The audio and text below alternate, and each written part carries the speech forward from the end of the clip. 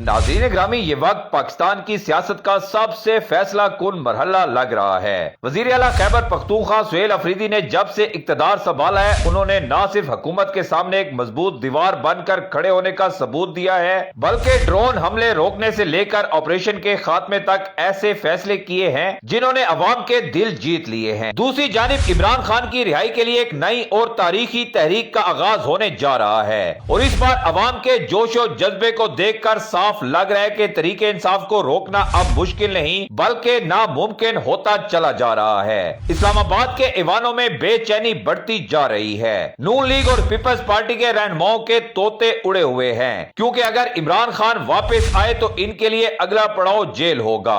अब हर सूबे, चाहे वो केपीके हो, पंजाब, सिंध, बलोचिस्तान या आजाद कश्मीर, अवाम इमरान खान के एक इशारे के मुंतजिर हैं। लोग घरों से निकलने के लिए तैयार खड़े हैं, बस काल का इंतजार हो रहा है। सवाल ये नहीं कि तहरीक चलेगी या नहीं, सवाल ये है कि क्या अवामी ताकत इस फुरसुर्दा निजाम को हिलाकर रख देगी या ताकत के ईवान एक बार फिर अवाम की आवाज को दबाने में कामयाब हो जाएंगे। ये तो आने वाला वक्त बताएगा। लेकिन पाकिस्तान की सियासत एक नए मोड़ पर है और ये मोड़ तारीख बदल सकता है।